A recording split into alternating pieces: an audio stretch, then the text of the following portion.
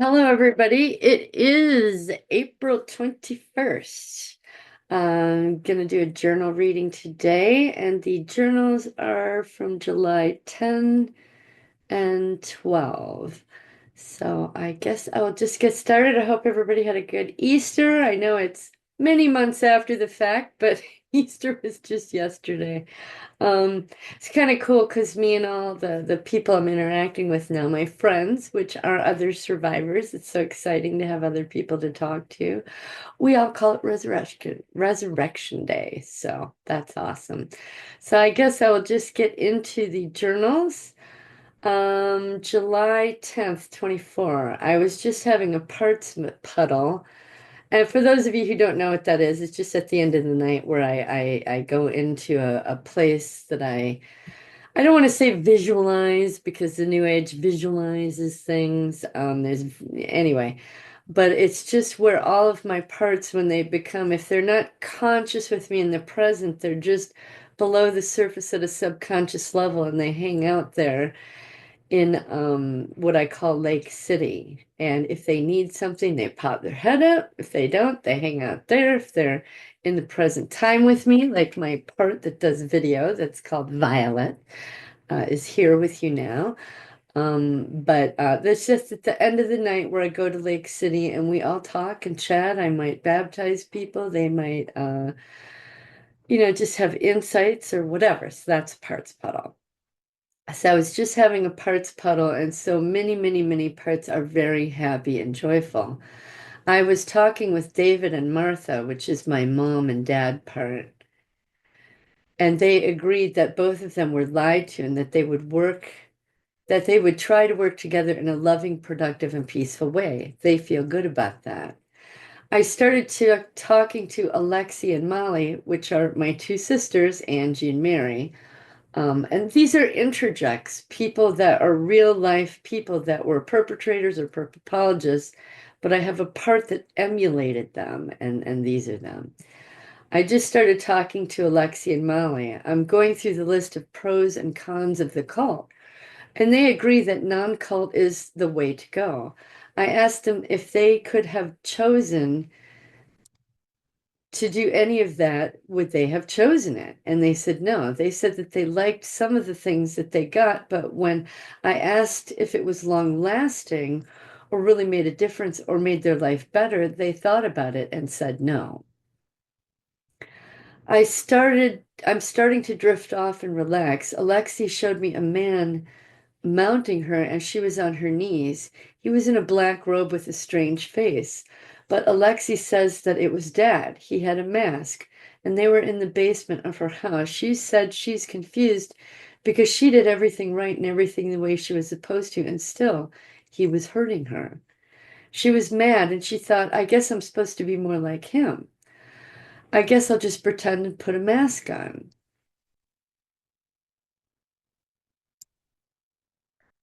She said she put a mask on and copied the predators, but it never made her feel good. She could see the pain in the people she hurt. She could feel it too, but her mask hid that, and she could pretend she liked to do it. She tried to be like Angie and smile and pretend everything was fine. If you're wondering, I'm just editing as I go here, typos. Molly is just cold and nasty. She wants to be on the winning team. She'll do whatever it takes to be on the predator side and not be a victim. Being a victim means you're weak and pathetic. So time goes by on this night. I just saw an image of a woman, a young woman in about her 20s, and she had a spiral tattoo on her right temple, and on her forehead was a triangle with an eye in the middle of it, and she was staring at me. I forgot all about that. I need to write this down. See, at the time, I wasn't as diligent about figuring out what was a part and what wasn't. What is this? 710. And I'm going to put it, call her Spiral Tattoo. And then the thing on the third eye. John kept telling me that, a part would go into overwhelm and then split off into another. And I wasn't ready to confront that. Just confronting what I was enough. It wasn't until months later I realized, oh, one incident could have 5 or 30 parts. So what I do now is when I run across something like this, I mean, obviously this part is telling me something. Um, I'll take a sticky note, a little sticky note, and I'll put it on a piece of paper like this because I don't know where it goes in time or space. And then over time, I might wind up with 2 or 3 pages of these, and I can kind of look at them, and my parts will help. And that's why they're on a sticky note, so I can move them. So they'll say these 3 or 4 to go together, and these 5 or 6, and these whatever. So that's kind of how they're doling out the memories now are just these little pieces and parts that I don't know where they go in space or time, but to put the puzzle together, like I said, I do the sticky notes and then I can arrange them, and after 2 or 3 weeks, be able to process and put them through my system. But at this point in time, in July, I was just overwhelmed with so many big, big, big, awful, horrible, terrible that these little things just kind of seemed irrelevant to me. But now I understand that they are important too. So on this journal, more time goes by, and I wrote this down. I said, so as I'm looking at the pictures of the butcher shop, the one with the concertina wire on top, now, this was a last journal reading. I was telling John about this butcher shop, and he had a client who works in real estate. And I'll say thank you, other client. I won't say your name. She sent it to him. John sent it to me, and there was a picture of the building, and that's what I'm talking about here. So as I'm looking at the pictures of the butcher shop, the one with the concertina, Constantina wire on the roof, my eye kept focusing on the spiral stairwell. You can only see you can only see it in that shot. As I kept looking at it, I realized I had been on that stairwell, going up and down. So I thought, what could that possibly be? Then all of a sudden, I recall we were up there in black robes in some sort of ceremony, maybe 10 people. There was the main guy in the black robe raising up a human heart and offering it to his god. He did some incantation and turned in the 4 directions, but mainly he was just offering this heart, this human heart to his god. When he was finished, we all came back down. We came back down that stairwell. I also noticed on that building the windows are only on the second floor. There's no windows on the first floor at all. The first floor is where all the butchery happened. And not just for pigs, this was, or cows. I believe it was primarily pigs butchered here, but at night it was humans. As we were up there and the ritual reached its peak, so to say, there was an energy. It came down, and a vortex to the man, into the man that was holding the heart. Sorry, I've got typos. As we were up there and the ritual reached its peak, so to say, there was an energy. It came down and into a vortex to the man, to the man, into the man that was holding the heart. It was black outside. No, correction, there was a full moon because there was no torchlight or lights at all. But we could see each other. So there was a full moon illuminating things. But I remember seeing the energy come down, coalesce, come down, and spiral down into this man.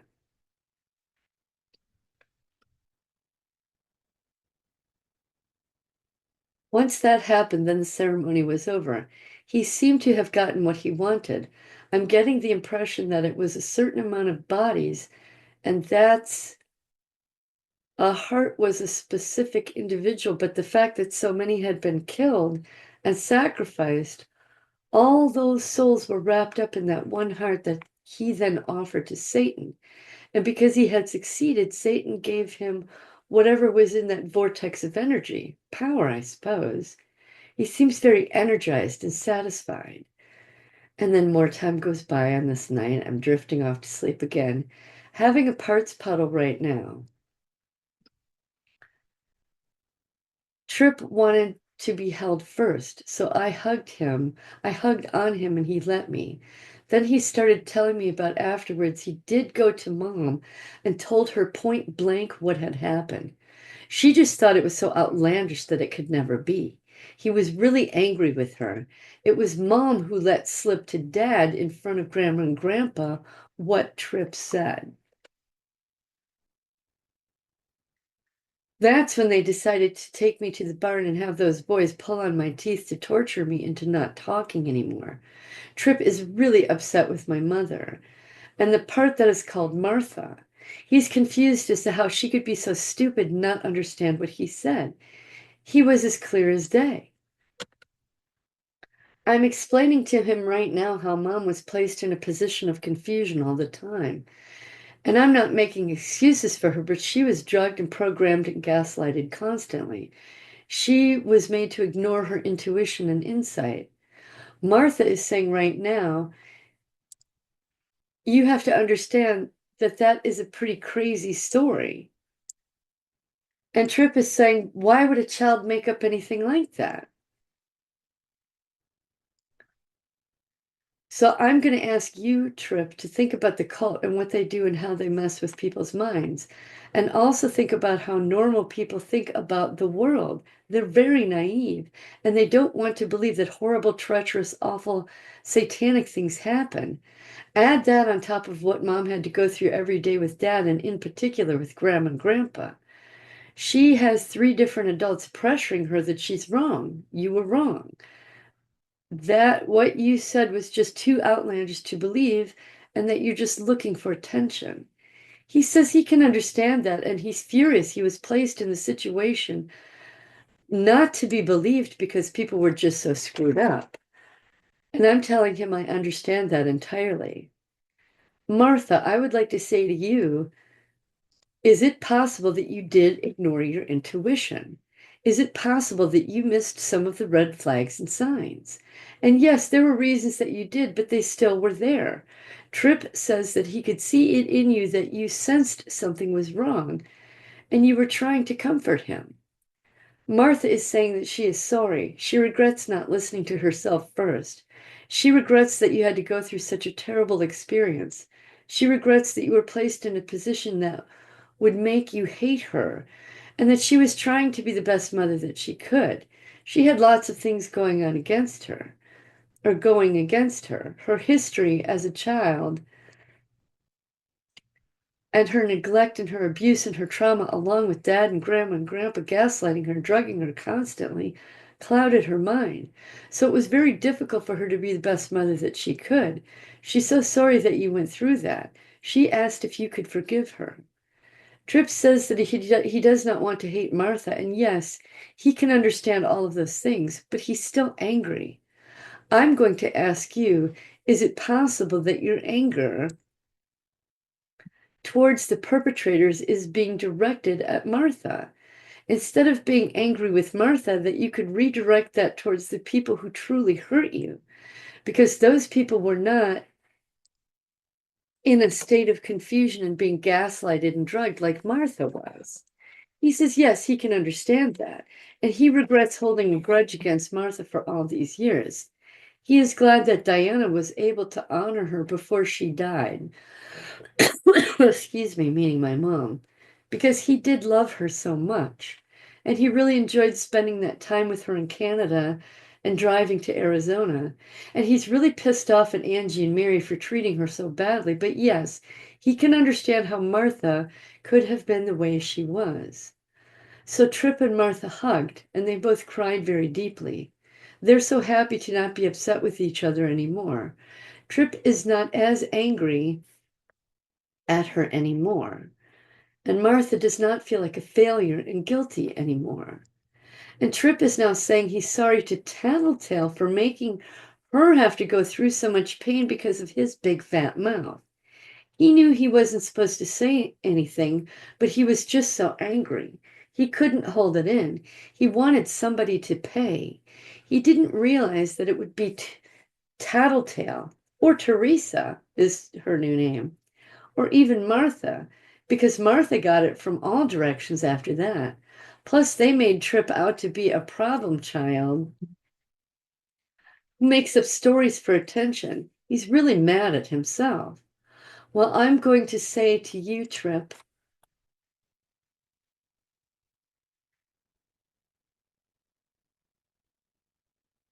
sorry, more typos here, that you should not be mad at yourself. You had every right to be angry. So when we start working on Ted, I want you to be the first in line. He says, okay. Teresa, how about you come in for a snuggle? Because you went through a whole lot of pain. She says, yeah, because of Trip. And I'm saying, no, it's because of the perpetrators being crazy Satanists. It doesn't matter if he had said anything or not. They would have found some reason to hurt us. It's just unfortunate that this played out the way that it did. But the happy side effect is that you were born from it. And you are a strong, brave girl, and you're not afraid to tell the truth. And Trip is not afraid to tell the truth either. And they both say hi. She says, yeah, but Trip didn't get tortured. I did. And I'm so sorry that you did, my darling. Thank you for enduring that. Thank you for surviving it. Now she wants to snuggle. So Trip and Martha and Teresa get in here. And so we're hugging. I have a pillow. I'm laying there hugging. Tattletale is also angry with Martha. But I'm explaining to her that her anger is really at the people that actually hurt her. So you be first in line right alongside of Trip and beat the heck out of Ted. She says, okay. I'm realizing now that Martha is the part that doesn't trust herself, that thinks she is stupid, that belittles herself. And she doesn't tend to put the blame on other people. She likes to point the finger at David and Greta and Gerald, who are my dad and his parents, and say it was because of them. But she is admitting that she does know better. She is the one who likes to blame others for her shortcomings. So I'm sitting here realizing that I'm blaming my parts for smoking, when really I know deep down it's me that doesn't want to do the work again, because it is work. So I am going to stop putting the blame on my parts and start to really focus on not smoking. Which is funny because that was my prayer right before I had this revelation, for God to help me to quit smoking again. And he gave me that memory so that Trip and Teresa and Martha could work out their differences. Everybody seems to be more settled now. So more time goes by, I'm drifting off to sleep. Barry, who is the knight in the armor at Himmler's castle who had to kill people, Barry is telling me that he wants to snuggle too, but it's difficult for him because he is a big, strong guard. He doesn't get to take his armor down, but he wants to right now. I told him to lay down and I will be snuggling him from behind like I do with Chris. It makes it easier for him. And when he laid down, he had his back to my chest. And within a few seconds, he had turned around and we snuggled face to face. He told me tired of he told me he's tired of having to be stiff and looking and looking and looking. He's tired. So Barry, I'm going to let you know that I'm going to work on taking on some more of your jobs. And if there are other parts that could help take over some of his work, that would be very good. About 4 or 5 hands raised wanting to help out. So that's good. Barry would like to rest from time to time because he's my part that's always vigilant, always on guard, always has shields up. So let's all rest. God is watching over us. And Barry, just so you know, God is always watching over us. Barry says he knows that Spirit is with him and Janina and Billy, but he's still pissed off any of that exists at all. That's why he's ever vigilant. And I say thank you for that vigilance. It helps us out of a lot of trouble. You alerted Jonathan and Finn to protect Kitten from that neighbor guy that was going to rape her. If you had not been on watch, they would have never been able to protect her. And I thank you for that.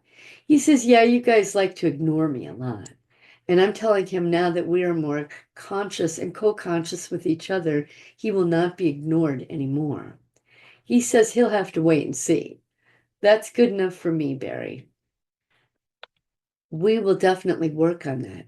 If you could teach me some things, I would be appreciative and teach the other parts as well. The more we know, the more we can help you. He says he agrees. Good. Let's get some sleep, I said. And then I fell asleep. That was the journal for that night. And forgive me, I'm still smoking. I'm gonna have a few drags while this is switching over. But yeah, so at this time I've gotten so many parts, I've processed them in charts and graphs, and now we're having conversations, and I'm figuring out who's an enemy to who likes who, why do you hate so and so, and why do you this and why do you that, and they're starting to tell me. And so that's what I was recording. Why this thing is not closing out, I don't understand. There it goes. So here's a quick little entry. It's the same date. That was the 10th. Oh no, this is the 12th. I have two entries for the 12th, drifting off. So I'm laying here drifting off to go to bed. Had an image of a stuffed animal first. Then the image turned into the head of an alligator. And then I'm cutting the alligator's head off from behind and the top like I'm sitting on the thing. And then the image switched to its spinal cord and trying to cut through the spinal bones, but I was having a hard time. And then my part that uses the scythe said, screw it, just let me do it. So he took over and stood up and just came down with one big mighty blow and smashed through those bones. It was done. I need to write that down because that's a part. I think I'll call it alligator and scythe. What's the date on this? 7/12. So I put the date on it from the journal so that I can refer back to it. What I call alligator and scythe. So two more parts on my puzzle board. So things are collecting. And that's it for that entry.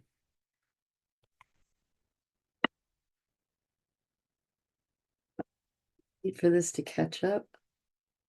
Oh, wait, darn it. Oh, I missed it.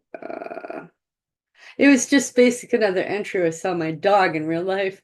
Dixie turned into a Doberman Pinscher, which was very odd. And I'm not sure if those were dreams or journal entries or both, or I was dreaming and woke up and dictated it. I don't really recall. And then this next journal entry. This one is interesting, very interesting. So July 12th, I called it Jack and Shooter 6. So laying down to go to bed and I saw the image of a man. It was Jack, who is my handler, CIA handler. And also he made sure I went through certain trainings at training camp. And I'm looking up at him. I'm very small. From the angle, I can see the trees in the background above his head behind him. I must be small. He's standing there talking outside. So time passes this night. I put next morning. It was 3:43 a.m. I thought it was more like 5 or 6 o'clock. Got up and spent some time with Chris and then laid back down from some gastrointestinal problems. I told Chris about the washer and dryer snafu, and he grunted angrily, and I get into that in the session tomorrow. When he did that, I began having gastrointestinal issues. And I actually read this in my session tomorrow, so I don't think I'll go over it again right here now. But what I do want to go over, and I mentioned in that July 10th journal that I just read to you all, the pros and cons list of the cults. Sorry, I'm waiting for this to catch up with me. So let me share that because this was really a big deal, and John had me do this. Let me find it. HTD, SRA, parts, maps. And I have it in Lake City on bulletin boards that are 3 feet by 4 feet. And these are all my people, my peeps. Say hello. Hello. And they're joyous, happy people. Some of them are intense, some are serious, but I try to find pictures with smiles. Something about me is something about them I'm drawn to. And here, I guess I'll just, for those of you who haven't seen this, here's Lake City. I've created 1,565 rooms because right now I have 1,000 parts and I didn't want to have to keep building on this. And so here's the different log cabins because my dream place is to live in a log cabin in the mountains. So these are big log cabins, and then we get into medium-sized log cabins. The other ones could house anywhere from 15 to 20 people. These will house 8 to 10 people, several pages of those. These will house 3 to 5 people.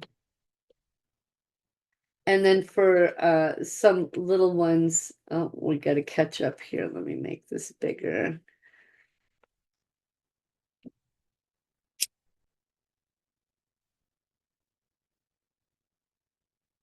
Some of the little ones wanted to live in tree houses, and some adults did too. So I found these really cool tree houses.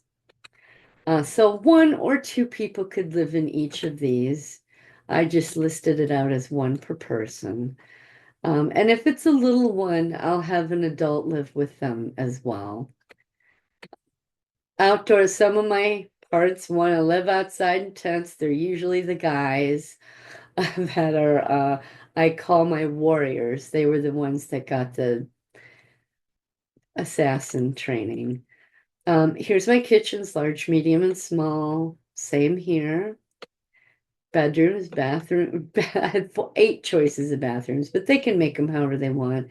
Bedrooms, so we've got bunk beds or large beds for the large guys. We live, we have to have, we want to be self-sustaining. So here's our meat and our food, fruits, our communication center, our deprogramming center. This is Jasper. He's in charge of deprogramming. Thank you, Jasper. And his original name was Jack, my handler, because Jack installed my programming, but Jasper, the part, his new name and his new picture, he is the deprogrammer. So Jasper says hello too. Our library and school, because everyone needs to learn. Just different things in town, shops, clothing, diners, ice cream, pizza, burgers, crafts. All right, catch up with me, computer.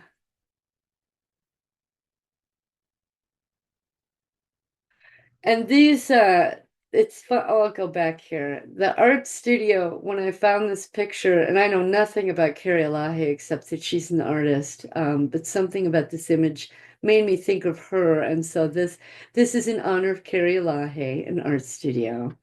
The clothing, handmade home clothing, was in honor of Nathan Reynolds.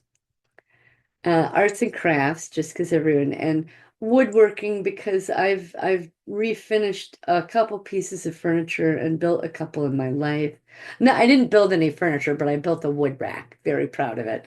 Very rudimentary, but I always wanted to spend more time doing this and hope maybe someday I will. But for now, this is my purpose to do this and meet my little friend and have a TED Talk. So everyone knows about TED weapons training because my guys, well, actually, these are my girl parts. We go out and do target practice. Not as often as they would like, but I think my husband and I are going to be doing this more often. Come on, computer. Weapons, more weapons training. These are my girl parts. Now, the knife fighters and hand-to-hand combat. Well, the hand-to-hand is actually a female part, but the knives and most of the killers that use knives and swords and all sorts of stuff were male. They want to continue, and so that's why I use the knives on Ted, the rubber knives. And you beat on them. And now, Gabrielle, thank you for telling me about using your knee to kick with. So I do that. Love to rock climb, hike. My husband teaches me survival skills. And this is in honor of my husband because he loves to hunt and fish. Me, not so much, but I do love to be out in nature. So I hang out while he does these things. My husband and I do mountain bike, and so do lots of parts. They love it. Aaron can't wait to get back out there again. Playground for the children, and because this is in honor of one of my parts, Katie. We love to swing on swings. She was killed. Swimming, and I thought this was the coolest bathroom ever instead of an outhouse. Ice skating, rollerblading, singing, dancing. I love flowers and plants, so fountain, botanical garden, and the bridge to anywhere in town. So you don't need cars or bicycles. You can just walk, relax. Well, you can bike, but anyway. So this is a magical bridge that they can go from anywhere and anywhere in town over the lake, the bridge. So here is what I'm getting at. The community bulletin board that is by the communication center in the center of town. The pros and cons of being in the cult. Now, Jon was talking to me about this, and it's not that you're trying to change your parts' minds and you want to sway them and persuade them, and the same way the perps did. It's like being the CEO of a corporation. And how do you get cooperation? You have so many different personalities in a corporation and in our world, our internal world of parts. He says, well, just write out a pros and cons list of being in the cult. Now, you all are welcome to copy mine. I don't have any problem with that at all. But to sit down and make your own list I think, would be more validating for your parts, because as you're making the list, different parts are going to pipe in and list out different things that are real for you in your world. But this will give you an idea. So the pros of being in the cult, the promise of money and power. Did you get money and power? Brotherhood. Did you get brotherhood? Yeah, maybe while you were in there doing nasty stuff with them, but not in the current day, in the present time, right? The promise to live eternally. No, when they die, they're going to hell. Cult, not our cult parts, but actual real evil perpetrators, they're going to hell. They're not going to have eternal life, but they are promised eternal life by Satan. Satan lures them in, lets them think that if they rape so many children anally, that they're going to earn their right to run their own planet and be the Satan of that planet. It's a lie. It's all a lie. But those people believe it. Excuse me 1 second. My glasses are blurry. So pros of being in the cult. Where are we here? You get to have family. Now, as a lot of us realize, as we're adults and we're remembering this, we're having to cut off those family, the real blood families. We may have our own individual families, or you may have married your handler and had children, but at some point, you got to cut them off. But we can build our own family with each other. Perks for good members. You might get a break on your taxes, or you might get a loan before someone else, or you might they might give you money, but the money's in a bank account that's never in your name. There was an ex-Satanist telling me this. He was a high up, what they call a magi, a magician in the satanic cult. And he had all sorts of money and cars and homes and all this stuff, but none of it was in his name. None of it. He could access it and use it, whatever, but the minute he got out, it wasn't his. And they could, for whatever reason, kick him out, even if he was doing a good job. So perks for good members, they get to have fun. It filled time for them. They got to control people and things. They could lie. They didn't have to worry about sinning or their conscience. Maybe I should put that in there. That the parts get to live. If you embrace the Satanism and the cult and do what they want you to do, you get to live. And that's a big perk. That's a big deal.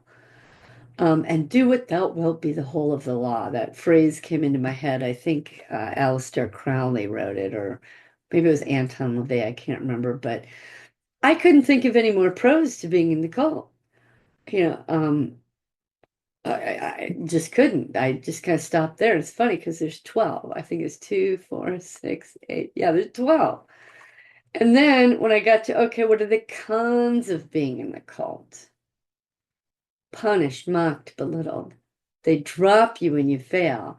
Like John said, my ex-counselor, or not ex, but my no longer counselor said, did they ever send you a thank you note for doing all those nasty things? No, and it's an expectation. They're cold, heartless, murderers, predators, perform satanic ritual abuse, torture, sadism, Satanism. Never enough for them. They're always wrong. They lie. They embrace Lucifer and his minions. They're criminals. They gaslight the world. They use music to enchant. They use money to lure. They mock and belittle God and Jesus. An enemy of Christians and innocents, but no other religion, just Christianity. They drink blood. The use of any and everything to destroy. No introspection. Destruction of God's most innocent. They're cowards. They hide. Destruction of any beauty. They're angry. They yell. They bark. There's alcoholism, drug addicts, psychopathic. They destroy society eternally, destroy individuals continually, destroy Christianity, use religion for their own gains, use all institutions for their own gains. They never take responsibility. They have no empathy, no regret, no compassion. They are not human. They're evil. They have no conscience. There's blood, there's pain, there's agony, and yet there's more. Page 2. The fear, anxiety, depression, confusion. Now, this is as a loyal cult member part. Still have fear, anxiety, depression, and confusion. There's suicide, the absence of love, the absence of God's love, the inability to love. They cause an inability of intimacy, constant deception and misdirection. They cause sickness and injury, suffering, misery, selfishness, big ego. They can turn it on and turn it off. Put the mask on, take the mask off. No compassion, destruction of the family, destruction of the ability to love. Psychological, spiritual, emotional, and mental states are destroyed. Envious, greedy, vile, gluttonous, proud, slothful, wrathful, cold, dark. I have cowards in here twice. Possession, abandonment, isolation, cannibalism, depravity, decadence. They gaslight innocence. They destroy brutally their enemies, and they program and condition their victims into silence. Now, these are the qualities of perpetrators. But our cult loyal parts embodied that in order to survive. So when you're interacting with a cult loyal part, never invalidate what they did, never judge what they did, embrace it because they lived. If they had not embraced that and rebelled, they would have been killed or worse. So their ideology to embrace and embody that whatever perpetrator or whatever ideology it was to survive in that moment, in that time, in that space. And I embrace them because the strength that it took for them to erase the good in them and embrace this evil was immense. And that means that part inside of you has a courage beyond words and a intellectual ability to figure it out and do the dance and put on the show and embody it and convince themselves that they are this thing when really they're not. And so as I was talking with these cult loyal parts, I told them, I said, you don't have, I said, first of all, look through my eyes, hear with my ears, feel with my hands, become co-conscious with me in my body here and now. Let's look in the mirror. This is what we look like now. It is the year 2025. This is what we look like. This is our age. This is our body. We're not back there anymore. So your ideology to embrace the power position then was a brilliant strategy. You survived. You got me here and now. But because we are here and now, I need to bring you into the here and now. And in order to survive now, without the abuse, without the gaslighting, without all that. And I'm hoping and praying that all of you are in a safe place. And so you're processing this because you're in a safe space, that they can still keep their ideology to embrace the power position. But what they need to understand is, what is the power position? Because the perpetrators lied to them and told them that Satan was the power. But if you put Satan and Jesus standing face to face in a battle, who's going to win? Well, Jesus will. And there won't even be a battle because all Jesus has to do is go, be gone. And he's gone because he's a coward. He knows he doesn't beat Jesus. So once those parts learn the truth about the spiritual world battle and who has the true, real, eternal power position, once those parts understand that, and they can learn it from other parts that have learned it, or your counselor or preacher or whatever can help them to understand that. And for me, I had other parts through my life where God shrouded me, or Jesus came and blew off all the evil, or different experiences with Jesus. I have parts that had encounters with Jesus personally, who saved me in that moment physically. So I said, look, why don't you cult loyal parts talk to these parts that had experiences with Jesus coming up against evil? And what did evil do in the presence of Jesus? Poof, they disappear because they're scared. They know they can't win against Jesus. So once the cult loyal parts can talk to the parts that had personal physical encounters with Jesus, and I'm wagering all of you have had this, you just don't remember it yet. Those memories come after you get past the horrible, awful, heinous, awful parts. It's generally the last thing I remember was Jesus and what he did for me, and how I was saved during a particular incident. I'm wagering all of you have the same thing. Those parts loyal to and witness of Jesus' power can educate the cult loyal parts. When the cult loyal parts really get it, wow, Jesus is stronger than Satan? Yeah. And then they'll realize, you mean I was lied to? I was deceived? I was misdirected? All these things. And we go, yeah, you were. Then they realize, holy smokes. I want to be loyal to Jesus. My purpose is to embrace the power position. And if Jesus is the power position and we live in the year 2025 and this is our body, then yeah, no, I don't want to be loyal to the cult. I want to be loyal to Jesus. And it's just that simple. But you've got to get through your memories, the horrible, awful extremely heinous, horrendous ones, completely, to see the whole incident and go, oh my goodness, Jesus was there. And that's why I survived. You have parts that have witnessed the power of Jesus personally between you and him, because he comes to us in while we're walking through the shadow of death. He comes to us.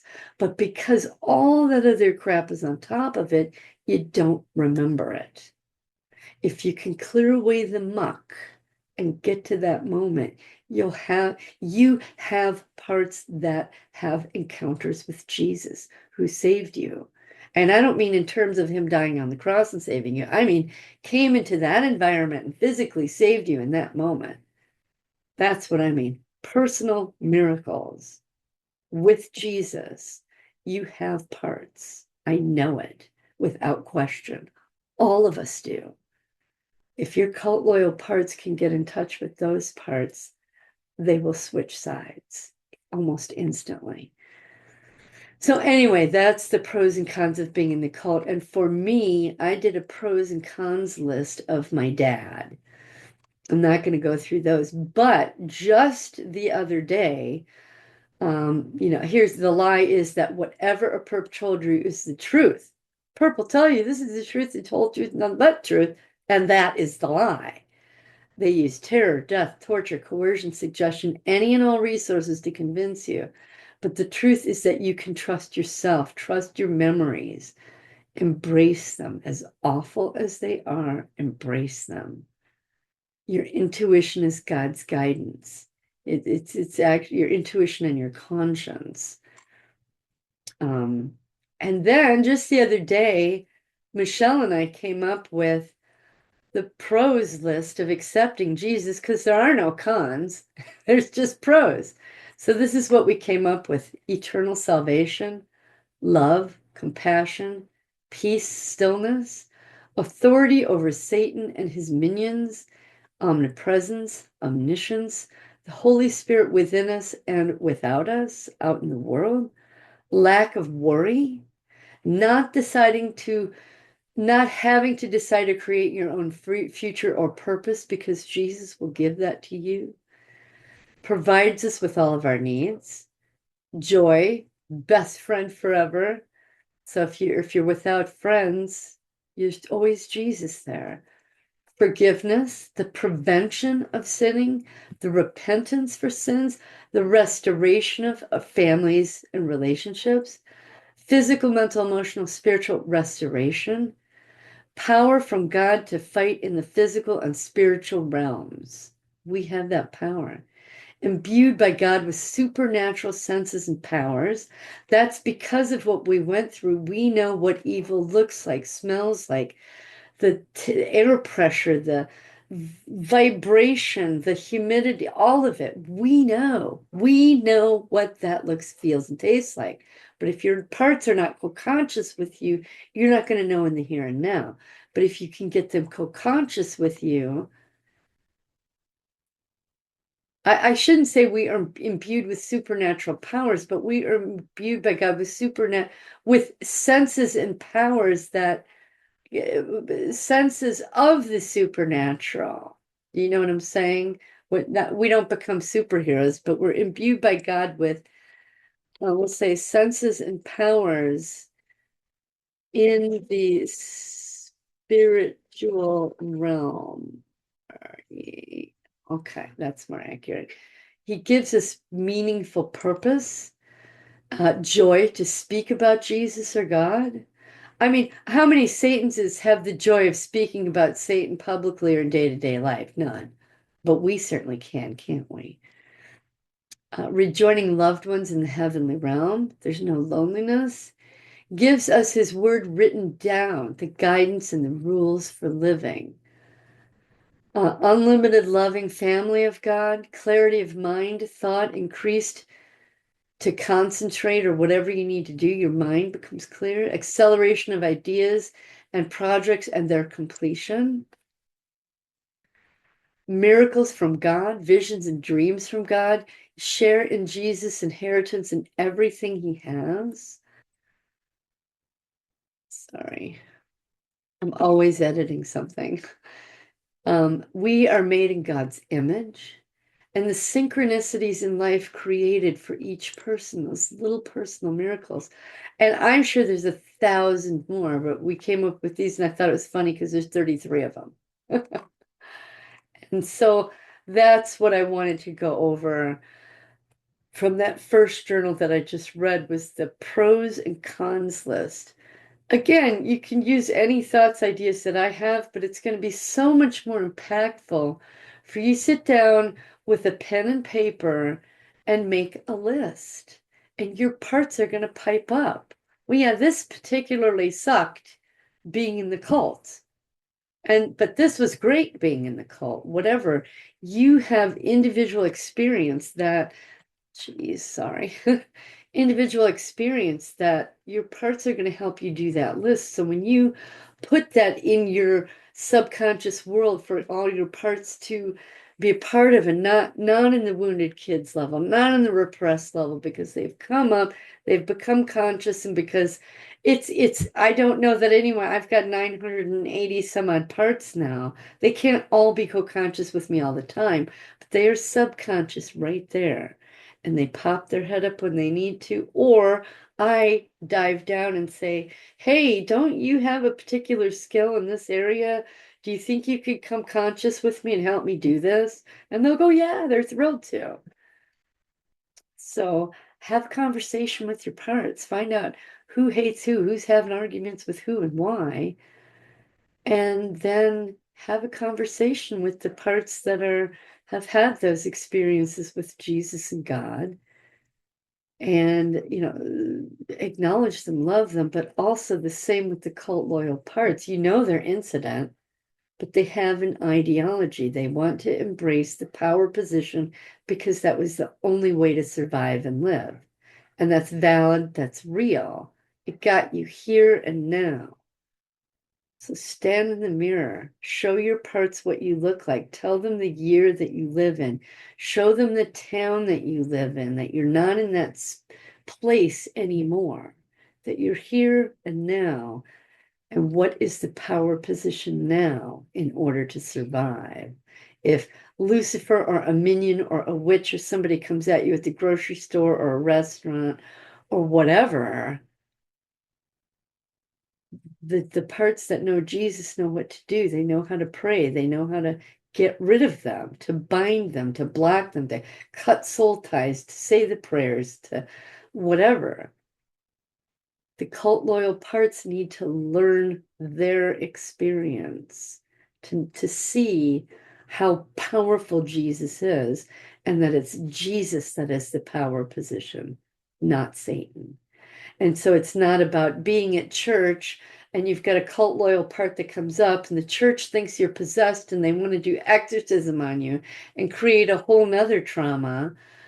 No, have that conversation, and the cult loyal parts ultimately, eventually, and yes, you're going to have to do TED work because they're going to be pissed off about being lied to and deceived and made to be that way. Have your TED Talks, release the rage, but once they release that and have the conversations with the good guys, they want to be a good guy. They want the power position. They want to survive. They don't want to go to hell and burn in eternity. They want to have eternal life with you, with the other parts that are loyal. And something else that I do is once a part becomes co-conscious and I do the checklists and everything that's all done, we destroyed their prisons. There's two pieces of the pie still left over, and I'm just now being able to go back and do that, is baptizing them and giving them new purpose. And sometimes the new purpose comes while they're being baptized. They realize, oh, this is what I want to do. I want to do dental care. I want to be the one that takes care of our teeth. Or I want to be the one that had a part that wanted to look like crap all the time. And I'm enjoying looking good now. I mean, I don't look like I'm not a model, obviously, but I'm enjoying having pretty hair, not always up in a ponytail.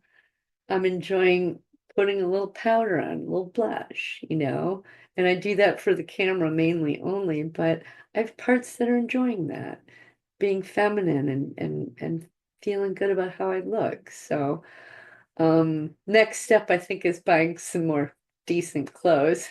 I always just buy clothes. I buy clothes for comfort, not for looks. So, anyway, I guess that's it for this talk. I know it was a short journal reading and I threw in there some other stuff. I was going to make that cult loyal part a whole separate conversation, but it seemed appropriate to put it in here. So, anyhow, you'll see the other journal read in the session that posts the same week that this does. So, thank you all for listening. God bless you all.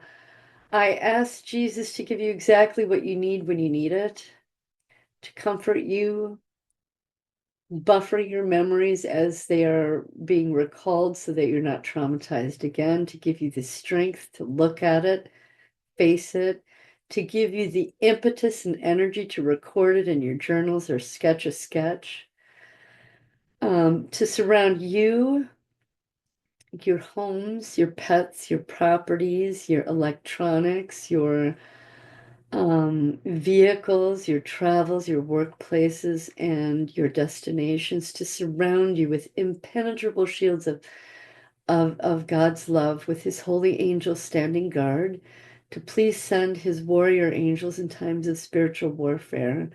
I ask Jesus to bind all the powers, principalities, spiritual wickedness, and dark forces in all places on all planes of existence from you, your homes, your pets, your properties, your electronics, your vehicles, travels, workplaces, and destinations, and your godly loved ones, to surround your godly loved ones and bind from them the evil, and to increase your knowledge, your understanding, your wisdom, your discernment, for Jesus to give us eyes to see him more, to hear him more, to feel and cling to him more, and the courage and a voice to speak his word, and be that to your parts or to the world. And Jesus, just thank you for your beautiful gift, God, for giving us your Son, that you sacrificed that we would have salvation, that you love us that much, that not only did you create this beautiful world and you created us, but now you've given us a path back to you. And we thank you for that, Father. We thank you for your Son. In Jesus' name, amen. So I love all you guys. You take care. Call or shoot me an email. Let's get to know each other. Let's talk. I've got 4 or 5 people now that I talk with weekly. And we could just be friends, or if you want to have little session time, we can do that too. So the email is warlindy@yahoo.com. That's my, you know, SRA email, and I have a personal email. We'll get to know each other, and I'll put you on my personal email list and give you my phone number and stuff like that. So let's get to know each other. Let's wake up. Let's help each other. What I've learned is that the people that Jon has sent my way, and we've become friends and talk weekly, a realization that one of those people would have as we're talking, I had a part inside that went, oh my goodness. Not just that I went through that too, or I this or I that, but I had a complete misunderstanding about this particular power that I had. And I don't know if I want to call it a power, but it was a part that was able to use a knife and kill in a supernatural way. And that part believed that that came from Satan. And because of this other person's experience, I and he, Lance, realized no, that came from God. Even though it was used in an evil way, it was a supernatural gift from God that Lucifer, Satan, bastardized. So that was really enlightening. So we'll be able to do that for each other. Okay. Anyway, I'll let y'all go. Have a great week, and I will see you next time. Bye. Round and round, what comes